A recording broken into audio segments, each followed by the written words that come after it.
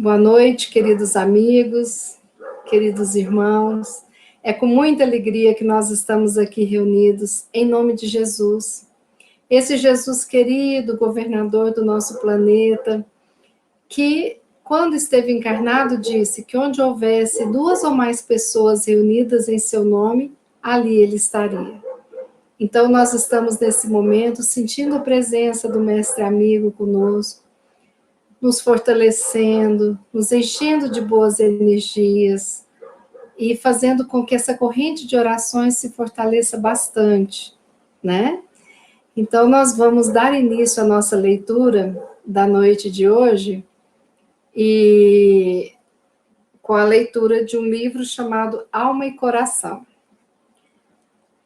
Esse livro, Alma e Coração, ele é da edição comemorativa do nascimento de Chico Xavier, de 2010. É pelo Espírito Emmanuel, da editora Pensamento. O capítulo 40 se chama Nossos Problemas. De modo geral, um problema surge à frente e consideramos-nos logo abatidos pela aflição. Não raro, contornamo-lo através de fuga deliberada. Noutras ocasiões, antes de arrastá-lo, resvalamos em desânimo ou rebeldia. E lá se vai a oportunidade da promoção. Às vezes, nós, espíritos imortais, perdemos sucessivas reencarnações simplesmente pelo medo de facear certas dificuldades justas e necessárias ao nosso burilamento. Problemas, no entanto, constituem o preço da evolução. Não há conhecimento sem experiência, e não há experiência sem provas. Em todos os níveis da natureza, prevalecem semelhantes princípios. O embrião da planta vive na semente um problema fundamental. Como atravessar o envoltório que o resguarda para construir o seu próprio caminho em direção à luz? A lagarta enfrenta outro. Como encasular-se para ser borboleta? Não fossem os desafios e exercícios da escola, a cultura, tanto quanto a civilização, seriam tão somente ideias remotas no campo da humanidade. Não te amedrontes ante os problemas que te visitem.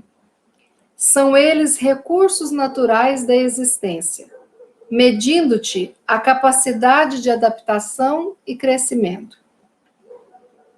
Nunca te certificarias se possuis bastante reservas de coragem, sem o obstáculo que te ensina a decifrar os segredos da autossuperação, e jamais saberias se realmente amas, sem a dor que te ajuda a desentranhar os mais puros sentimentos do coração. Problemas são sinônimos de lições. Se tens o caminho repleto deles, isso significa que chegaste à madureza do seu espírito, com a possibilidade de enfrentar simultaneamente vários cursos de aperfeiçoamento no educandário do mundo. Bendize o ensejo de testemunhar a tua abnegação, a tua fé, porque todo momento de compreender e perdoar, auxiliar e edificar, é hora de aprender e tempo de progredir. Emmanuel. Poxa vida, que bacana essa lição, né? Então, olha só. Emmanuel nos lembra que quando o problema surge ali na nossa vida, nós muitas vezes tomamos alguns caminhos, né? Normalmente, a gente foge desse problema. Em outras ocasiões, a gente arrasta eles, procrastina. E em outras, a gente tem um desânimo ou uma rebeldia. Ou seja, desânimo vem acoplado a uma tristeza por estar enfrentando determinado problema. E rebeldia normalmente vem qual sentimento? Raiva. Às vezes a gente foge e não resolve. Às vezes a gente procrastina para resolver depois. E às vezes a gente tem a raiva ou a tristeza por estar passando por aquele problema. Pois bem, e nós, quando agimos assim, perdemos, segundo Emmanuel, a oportunidade de resolvermos na encarnação aquilo a que viemos. E nós perdemos inúmeras encarnações porque a gente não procrastina para amanhã. A gente muitas vezes procrastina para a próxima encarnação. Exemplo, quando a gente tem um filho difícil e a gente se nega a aprender a amá-lo, aprender a conversar, a dialogar, a ter uma atitude de respeito, um relacionamento bacana, e eu não consigo fazer isso numa vida, eu vou procrastinar para outra vida. Esse problema não vai ser extinto com o final da encarnação. Tudo aquilo que nós não resolvermos nessa encarnação, nós estaremos levando para a próxima. Mas, meus amigos, não adianta a gente fazer como a gente sempre ouve, né? Ah, Deus me livre, eu quero terminar tudo agora.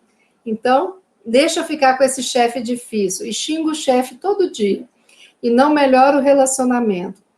Vai passar? Não. Vai voltar na próxima encarnação. Talvez como filho. Talvez como marido, talvez como pai, como mãe, como irmão. Mas vai voltar. Então, nós estamos apenas jogando para depois o que nós podemos resolver agora. O que acontece com as nossas dívidas que a gente fica procrastinando? Muitas vezes a gente percebe que lá atrás era o momento melhor de tê-las quitado, e não com a procrastinação, né? Algumas a gente passa a sentir até um pouco de vergonha. Nossa, mas como assim? Eu não fiz isso até agora? Que maturidade a minha. Mas a dívida continua ali.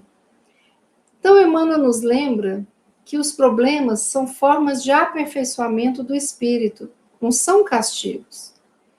E ele fala que não existe evolução sem provas, experiência sem provas, existência sem problemas. Não tem. Mas a gente, muitas vezes, até reclama, né? E fala assim, nossa, mas precisava de ser isso tudo? Eu precisava de ter dificuldade financeira, dificuldade na saúde, dificuldades na família? Sim, precisava. E algumas vezes é até pedido por nós, porque nós já procrastinamos tanto, que a gente fala, eu vou agora tentar resolver tudo isso bem resolvido, né? De qualquer forma, independente se a gente tenha um problema, ou 30, ou 50, nós temos o amparo espiritual. Nós nunca estamos sozinhos para resolver este problema. E este amparo vem através da presença dos nossos amigos espirituais, dos nossos mentores desencarnados, mas também através da presença de amigos encarnados, de familiares encarnados, de pessoas que funcionam muitas vezes sem o saber como anjos na nossa existência, que às vezes colocam a sua opinião e nos fazem enxergar a luz no final do túnel. Todos nós temos esses amigos, todos nós temos essas pessoas. E algumas vezes, quando a coisa está muito complicada e que eu estou me sentindo sem forças e sem ter como chegar à frente, e não estou conseguindo, através da ajuda dos amigos, sair do mesmo lugar que eu tenho que pensar numa ajuda profissional. E isso não é vergonha nenhuma. Porque com a ajuda profissional de um psicólogo, muitas vezes eu preciso até de algum medicamento, ela apenas vai me ajudar a seguir adiante, a resolver e cumprir aquela etapa. E isso é muito importante. Emmanuel fala que se a perturbação te dificulta o caminho, serve sem alarde, e a trilha da libertação se te abrirá, possibilitando-te acesso à frente. Então, ele fala também uma coisa muito importante, que quando a gente tem muitos problemas, é porque nós estamos aperfeiçoando a nossa educação espiritual. E mais uma coisa aqui, ele fala que nós precisamos de, com os problemas, percebermos que o nosso espírito já está maduro e que nós conseguimos frequentar simultaneamente vários cursos de aperfeiçoamento no educandário do mundo. Olha que interessante, né? Aí a gente se lembra quantas vezes nós passamos uns perrepes, uns apertos, seja na faculdade, que às vezes a gente tem 6, 7 disciplinas, temos que estudar uma semana para 7 disciplinas, fazermos trabalho ou estágio em 2 e provas, tudo ao mesmo tempo, tudo acontecendo ao mesmo tempo. E quanto não é bacana, o quanto nos traz felicidade para a nossa alma quando a gente consegue o nosso diploma, né? Ou seja, um curso de especialização, ou seja, quando a gente, às vezes, tem filhos pequenos de uma idade parecida, tudo acontecendo ao mesmo tempo. A minha mãe, eu estava contando outro dia para uma amiga, que quando eu tinha 1 ano e 3 meses, nasceu a minha irmã. Quando eu tinha 2 anos e meio, nasceu meu irmão, ou seja, minha mãe fazia 3 mamadeiras, né? Um bebê de 2 anos e meio já tinha 2 bebês mais novos, né? E eu fico imaginando a dificuldade, né? A coragem que tinha que ser, o tanto de fraldas que tinha para lavar, porque na época nem tinha fralda descartável, mas passou. E depois, passado esse primeiro período que a gente acha que é uma tempestade, mas não é uma tempestade, são apenas as ondas que estão tremulando e fazendo o barco balançar ali, né? Nem chega às vezes a ser uma tempestade. Passando isso, nós conseguimos pegar um período do mar calmo e depois, em algum momento, nós estaremos ancorando em algum porto, estaremos com os nossos pés na areia e depois da areia, ainda a cidade, né, com seu solo mais sólido. Então,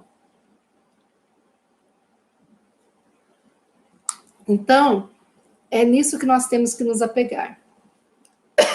A importância de jamais desistirmos, mas se precisarmos, buscarmos a ajuda para aquele momento.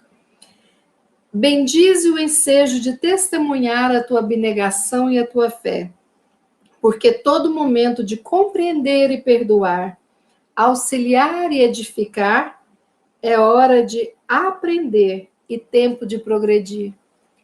Esta fase que nós estamos passando diz muito, né, sobre esse aprendizado. Ninguém encarnado, tendo 80 anos, ou 5 anos, ou 10, ou 40, ou 50, ninguém nunca imaginou que a gente vivenciasse uma coisa dessas. A gente assistia aqueles filmes, né? Até tinha desses filmes na década de 80, 90, recentemente também, com essa temática de epidemia, de pandemia, e a gente via como uma ficção científica. A gente não imaginava que fosse passar por isso, mas estamos passando. Então, nós precisamos de fazer com que esta passagem seja um aprendizado. Porque eu vejo essa época que a gente está vivendo como se fosse uma ponte. Nós estávamos no local e precisamos nos deslocar para outro. E tem essa ponte de ligação.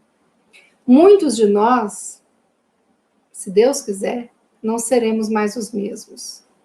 Porque quem não aproveitar esse momento para repensar valores, para aprender a fazer novas coisas, para poder ter um olhar diferente para as pessoas, enxergar de forma diferente, não aprendeu. E isso é muito ruim, né? Então, nós precisamos de sair diferentes dessa experiência. Diferentes como? Para melhor. Mais reflexivos, nos aceitando mais e vendo a nossa capacidade, Nós precisamos de deixar de ficar reclamando da gente e perceber o quanto que a gente está se destacando no nosso esforço. Quem não cozinhava está tentando cozinhar. Quem não limpava está tentando limpar. Quem nunca tinha trabalhado em casa porque não concentrava está tendo que aprender a concentrar em casa, mesmo com o menino berrando perto, brincando, né? Então, nós estamos, às vezes, a gente não ficava o tempo todo em casa. E as pessoas estão ficando, aprendendo agora, com esse tempo, a ficar em casa. E que nós possamos fazer do nosso lar, não um poço de lamentações, mas um local de aprendizado. E que a gente pense 2 vezes antes de reclamar do frio, da chuva, do sol, do trabalho, de quem está morando com a gente, porque nós não estamos na nossa, entre aspas, normalidade. Nós estamos vivenciando algo muito novo. E como eu já disse aqui algumas vezes, o novo gera ansiedade. Se eu tenho muita ansiedade, essa ansiedade pode gerar pânico. E isso também tem que ser compreendido. Eu não posso me criticar e me censurar, ou achar que eu estou regredindo porque eu estou apresentando uma crise de ansiedade ou de pânico. Não. Nessa fase é normal que eu possa dar uma balançada. O que eu preciso é de ir atrás de um equilíbrio. O que me equilibra? É a oração? É uma consulta, um medicamento? O que eu tenho que saber é o seguinte: como se nós estivéssemos entrando no momento que a gente nunca foi. Eu, por exemplo, nunca fui numa casinha de esquimó. Se eu for lá, eu vou ter que me preparar com muitas e muitas roupas e algo totalmente novo. Mas quando eu sair de lá, eu já vou tirando aquelas camadas de roupa. Então, se eu chego no Brasil, eu estou com um casaquinho. E se eu chego na minha casa e está ali aquele calor de 30 graus, nem roupa eu vou precisar. Então, nós temos que nos perdoar um pouquinho e compreender que nós estamos aprendendo a lidar com coisas tão diferentes e tão distintas. Não é mesmo? Quem aqui que já deu banho em saco de açúcar? Eu nunca tinha dado. Já catei formiguinha que entrou desavisada, né? Nunca também lavei banana. Eu achava que banana, assim, você tira a casca, tá lavado, né? Você não encosta nela, tudo bem. Então, eu tô dando banho em banana, em saco de açúcar, né? Limpando maçaneta todo dia, sendo que antes a gente passava um paninho uma vez ou outra, né? Então, são tudo aprendizados, rotinas que vão ficar diferentes. Será que a gente vai conseguir agora ir para a rua e chegar e entrar com sapato depois da pandemia? Ou será que nós vamos mudar nossos hábitos de higiene também? Alguma mudança, mínima que seja, a gente vai ter. Eu sei de gente que nunca cortou cabelo e agora está cortando o cabelo do próximo, né? Eu já encomendei a maquininha, a tesoura. Né? Tem gente que não sabe fazer unha, mas precisa do alicate para tirar os cantinhos. Tem gente que não sabe cortar unha e tem que aprender a cortar unha. Não é mesmo? Isso tudo na nossa rotina. Nós estamos aqui como aprendizes. Vamos agradecer a oportunidade, mas sempre tendo em vista a nossa saúde física, sim, importante. A nossa saúde emocional, importantíssimo. Se eu desequilibro as minhas emoções e não tento colocá-las no equilíbrio, eu posso baixar a imunidade, eu posso entrar com doenças psicossomáticas, né? Com alergias, processos que vão me levar à angústia, confundindo com o Covid-19, e por aí vai. Então, a minha saúde física e emocional é importantíssima. Mas eu não posso me esquecer da minha saúde espiritual. Todos os dias eu tenho que ter um momento que eu me conecto com o meu anjo da guarda, com a espiritualidade superior, com Jesus, com Maria, com Deus nosso Pai. Eu preciso de me conectar com aquele espírito iluminado que eu gosto e que me acalma e que me ajuda, para que eu possa cuidar da minha saúde espiritual. Eu cuido da minha saúde espiritual e mental quando eu leio um bom livro, quando eu não fico apegada à mídia, às notícias mais sensacionalistas, mas quando eu ouço por dia um jornal de verdade, e depois eu vou ver coisas boas que alimentem a minha alma. Eu cuido da minha saúde mental e espiritual quando eu faço culto no lar, né? Quando eu faço as orações, quando eu ajudo alguém. Então, são muitas formas da gente trabalhar e da gente solucionar os nossos problemas. E tem mais. Tem algumas coisas que não são problemas. Faz parte. Então, por exemplo, eu adoro abacaxi. Ai, mas descascar o abacaxi. Ai, não, mas descascar o abacaxi é difícil, tal. Não, gente. Quem gosta de abacaxi, descascar o abacaxi não é problema, é processo. Eu adoro pão de queijo, vou fazer de liquidificador. Então, eu vou fazer do método tradicional. Não, é muito trabalhoso. Não, é o processo. E é por isso que pão de queijo é tão maravilhoso, porque é trabalhoso mesmo. Tudo que é bom normalmente dá trabalho, né? Então, uma coisa é a gente pegar um potinho de sopa do supermercado, do copinho, e colocar água quente. Outra coisa é a gente fazer uma sopinha com legumes, com aquela galinha, né? Bem gostosinha e tal. É claro que dá trabalho, mas o processo é esse. Então, muitas vezes eu não estou com um problema difícil.